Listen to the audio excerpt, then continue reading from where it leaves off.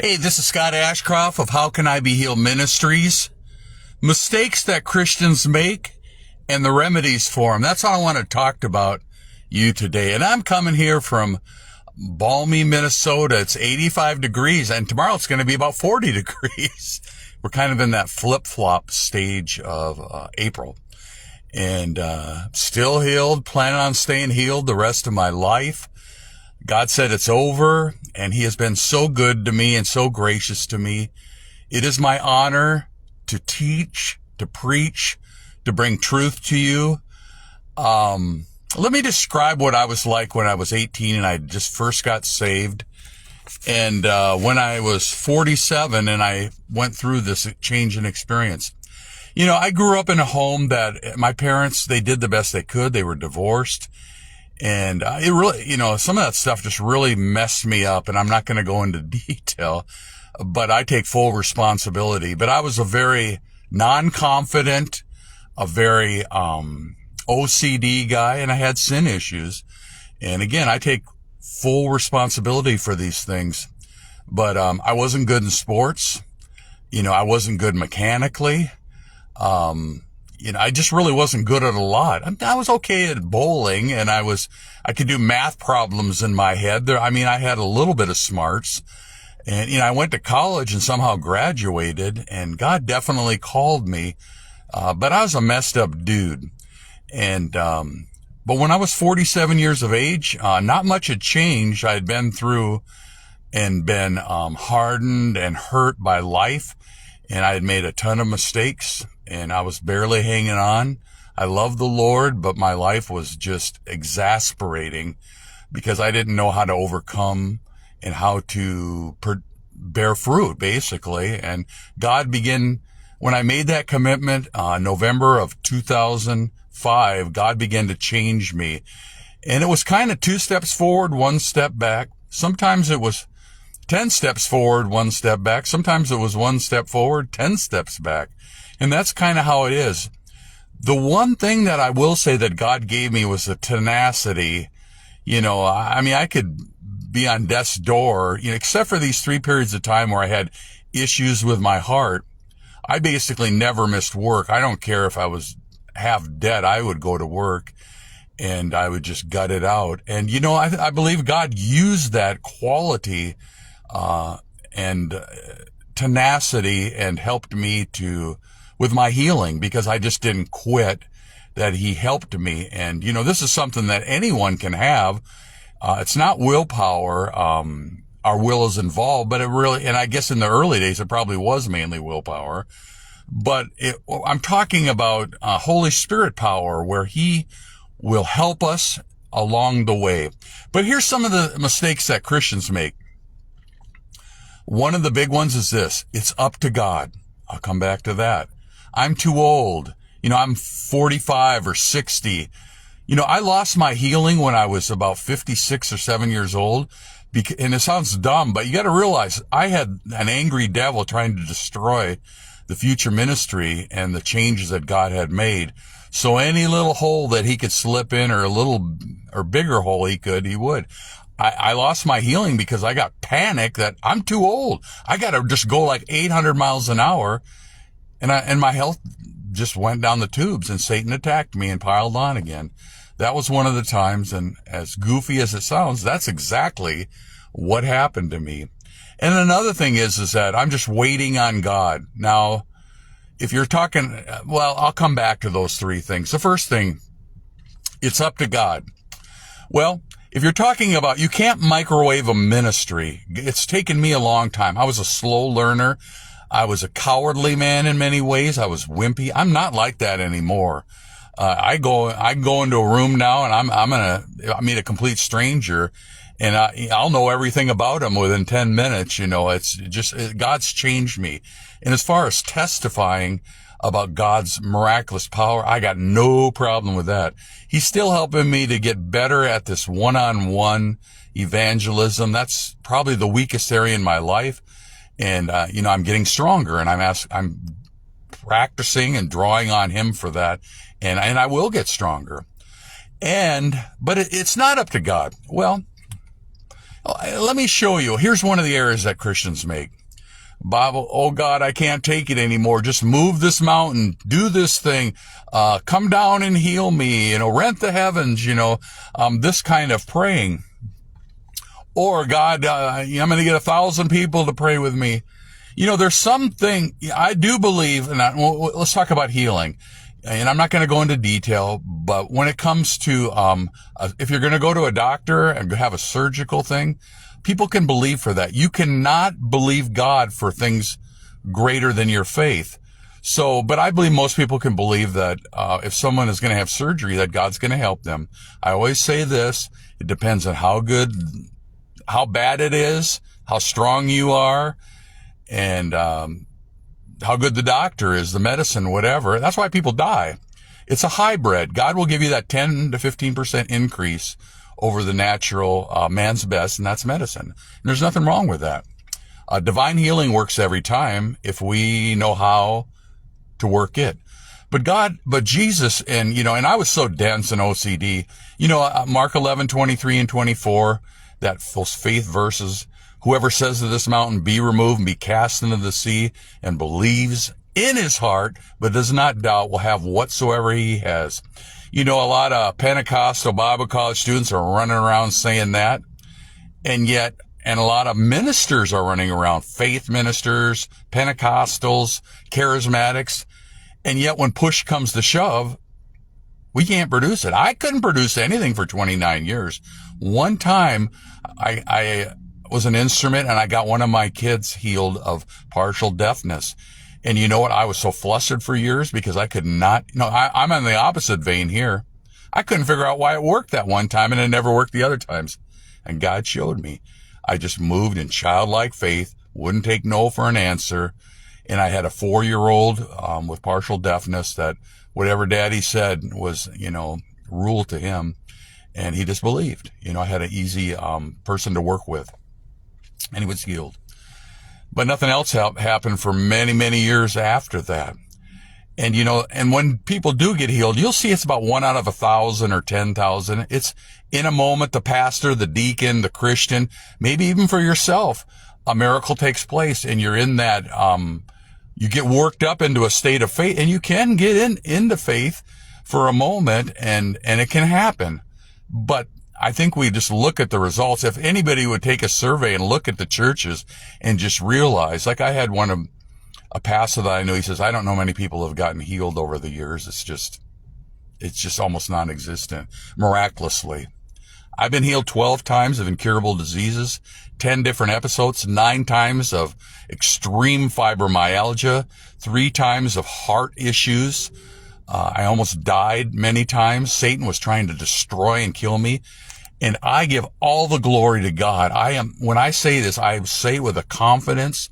This isn't Scott the coward anymore. This is Scott, the warrior and it's because Jesus is alive in me. And I believe so strongly. I always believed in it. I think every Bible college student, I shouldn't say every Christian, but many Christians believe in this when they're first, man, we should be doing that, And then about every 6 months when it hasn't happened, they'll get all fired. We need revival. We need this. It's up to God.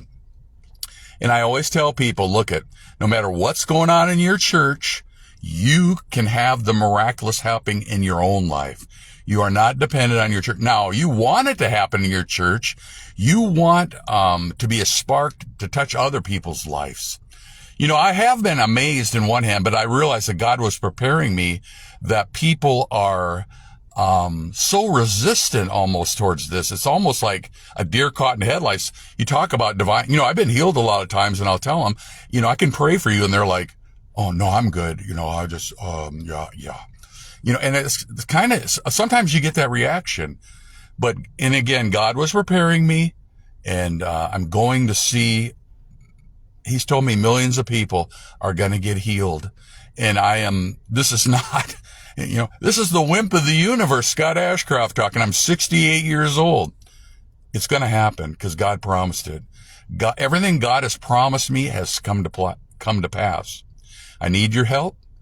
And, in a while I'll be appealing to you, but if you want to help me financially, I'm going to get set up, for charitable contributions, tax exempt. I'm going to need the help, and I'm not going to have to beg. God's going to provide my partners that are going to help me. It's not up to God.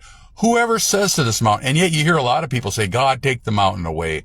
God, come down and heal me. And and I'll tell you why that doesn't work.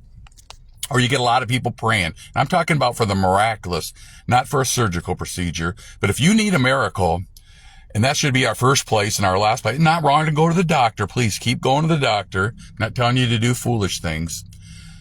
But here's the deal. We have to prepare ourselves. We have to renew our mind. We have to believe that these things are true. You got to see in your heart God healing you. And this takes a period of time. You can get healed off somebody else's faith. I was so amazed. I went to a funeral of a wonderful Christian woman in our community. And then I talked to the son, who's just an awesome guy. And this brother told me, he says, there was his mom died. She was in her late 80s, and said, should we get together? His dad, her husband, was saying, should we get everybody together and just do a last ditch, kind of like, let's just see a miracle prayer thing, and get a bunch of people here. And this guy said no. And I thought, man, he's either had faith teaching or he has some innate ability to see what I've learned over the last years. If you want a miracle of divine healing, you have to have just a very few people praying. When Peter ran into those people who were weeping, they had paid wailers in those days. Oh, it's so terrible. And I'm not making fun of grief. I'm just saying there's some strange stuff going on there, paid mourners. And the reality is this: if you have people in a room and they're saying like, well, if you would have got here sooner, it's just, it's too late, and you got to get them out of there. If you have a prayer chain, and I'm talking about miracles now, and you've got 100 people on it, and several of them are going, like, they get off the phone, and let's say it's a man, Steve, and his wife, Jenny, asked him, what's going on? He goes, well, we just prayed for Sister Doris, and if she doesn't get a miracle, she'll be dead by the end of the night. Now, I'm making it a little goofy how I'm saying it, but the reality is you just killed the person. You prayed, possibly in faith, I doubt it. And then, now do you get what I'm saying here? And then you went and spoke their death. Faith is not this. If you are going to believe God, and then you're going to speak all this unbelief. Now, I know people hate it. I hated this stuff. I hated people who talked like this. I didn't hate them, but I hated it. I thought this was some kind of game, because the people I knew that did this could not get results.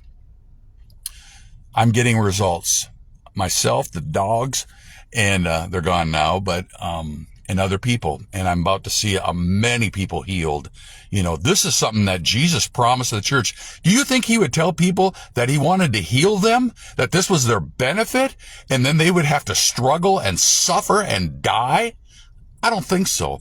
But I'm telling you, if you're ignorant, if you go into a state and you're ignorant of the law, and you tell the police officer, yeah, I didn't know that you couldn't go that fast. You're still getting a ticket. You're still going to jail. You got to know how these laws and principles work. And I find this to be true. But you have to learn to speak to the mountain. And I'll tell you what, when I speak to the mountain, I just had a thing. Let me share one with you. I just had one with my phone, and my phone's in really good shape. My wife needs a new phone. We're looking into that, what to get. And I think we've narrowed that down. But my phone just locked up. I was in the bank account, and nothing would move. It was just satanic. It was just weird, And for about 5 minutes, it just froze. And I know I had a phone once that froze, and that was the end of it. But I felt this was satanic. And first I prayed, and I really wasn't tuned in. So I just asked God. I said, God, those things I prayed, I recant them, and I'm going to start fresh. And he said, let's go, Scott. And he speaks to my heart. It's not an audible voice. And so I got into it, and I took my authority, and I told phone, you be healed in Jesus' name. Satan, you get your stinking hands off my phone. And guess what? The phone restarted. There was some texting missing. That came back. And it was a small miracle. God just intervened in this. And it didn't work when I wasn't really into it believing. And if I would have just left it alone, I'd be getting me a new phone. And I don't need a new phone yet. And it's okay to get a new car, get a new phone when you need one. God will show you the difference. I've always said when it doesn't work, fixing your car. And I'm not telling you to do foolish things again. I'm just telling you, I've seen miraculous things. I go after everything. I told you about the trunk of my car, not my dad's car, how I practiced on that. God is a big God. He can take care of anything, but it's up to us to move the mountain. When Jesus and the disciples came to him and couldn't get that guy healed. Now, this is before the day of Pentecost. This is before that extra power. But in reality, it's pretty obvious to me that they were freaked out by this kid's reaction. I mean, this is like a scene from The Exorcist, probably. And they freaked out. Now, Jesus didn't freak out. Could they have healed this boy? Later on, they would tackle things just like it. There wasn't necessarily that description, but they took on everything and got results. We serve a big God. So it's up to us to move that mountain and to not take no for an answer. And I'm just going to look here at my note here. I just wanted to make sure. It's so you have to move the mountain yourself and believe God with simple, childlike faith. I'm too old. I told you already that 10 years ago I lost my healing because I panicked after I got healed. I'm too old. I'm 57 or 56 or whatever it was. I'm 68 now. I'm really too old now. I'm not too old. I got the energy of an 18-year-old. And I thank God for that, But if we start getting black balloons and we start believing that, you're getting older, Scott, you just got to accept the fact that you're going to have all these aches and pains. That's the voice of the devil, folks. That is not. Now, is the natural course that way? Yeah. Do your parents' DNA affect you? Yeah. Yeah, it does. Unless you trump it with DNA of Jesus. That's what I've had to do. I had people in my family that had bad hearts that died, uncles that died at about age 49 and about age maybe 55 or 6. I'm 68, and I plan on living for decades more should the Lord tarry. I got a lot of work to do. I'm just getting started. I'm a young upstart or whatever you want to call it. You're not too old. If you're 70 years old, you've never witnessed, which could be the case, if you've never seen a miracle happen, never believed God to heal yourself, today's your day. Get started. And I'll tell you what, when you're 71, you're going to look back when you were 70 and you're going to think, this has been the most amazing year of my life. The third thing, you got to